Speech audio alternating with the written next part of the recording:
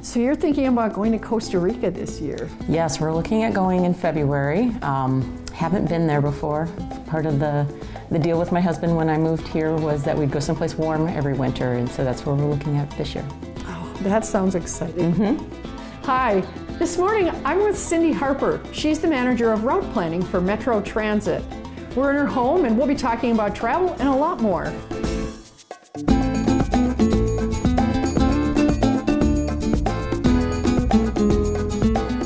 You're the manager of route planning for Metro Transit. What's your job like from day to day? Very diverse mix of activities, which is one of the things I really like about it. It's not the same thing from day to day. And it's a mix of short-term, medium-term, and long-term projects. So some ways I work on something that, like perhaps looking at a route change that we're going to implement in a couple of months, or looking at some, restructuring. Hi, Wrigley. Well, hey, Wrigley. Restructuring of routes associated with perhaps a transitway project opening or a sector study that might not be for a couple of years, or looking at really long-term projects, such as working with folks over in MTS on the Transportation Policy Plan, which is not till 2040. What sort of factors lead Metro Transit to consider adding a route, changing a route, eliminating a route? Certainly budget is part of that, particularly if you're looking at adding a service, because generally, I say we are kind of a closed network where unless we have additional funding from a new source, if you're adding service in one area, you have to take those resources from somewhere else. Kinds of things that we look at are certainly land use and development patterns, especially as new things are coming online, travel patterns as those are changing, and just listening to where our customers are telling us that they would like to go. But also making sure that we have to balance our service. We can't serve everybody within the region with a 10-minute service, and so really trying to make sure that we're finding the balance between making sure we're getting service in the places where it is needed most and where it will be best utilized, but also providing the basic level of access throughout the region. What's the most challenging thing about your job? You want to try to make everybody happy, and you can't do that, obviously, but really trying to, get the service where people want it, when people want it, trying to figure out the conundrum of the person who lives, here I want a bus that stops right out front, and the person who lives next door doesn't want a bus at all, how you're going to make that work.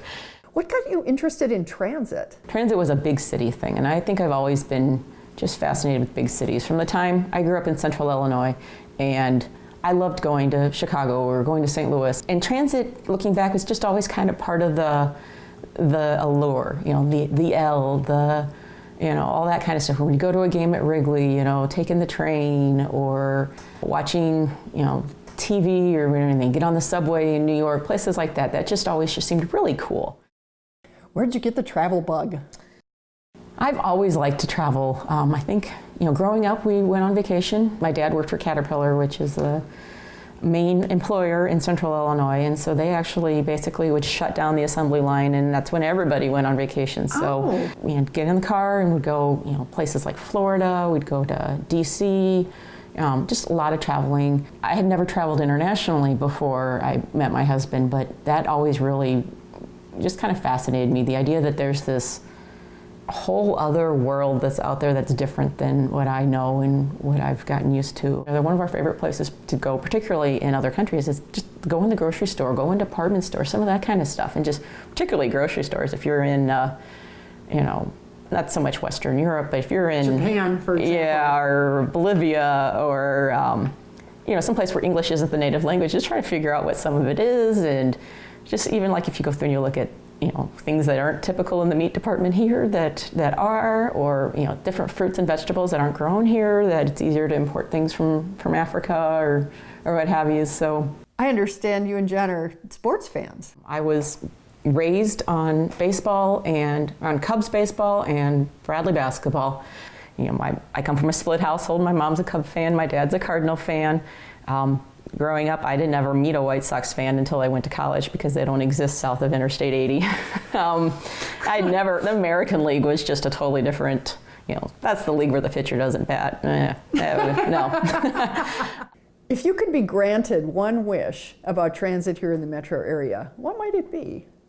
Dedicated right-of-way in areas where the congestion is an issue so that we're not sitting in the same traffic that everybody else is. If I could just snap my fingers, it would be some sort of whether the bus could like hover above the traffic or something.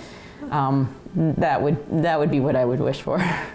Cyndi, I've really enjoyed hearing about some of your travel adventures and the challenges of being a transit planner here in the region. It's been really great. Great.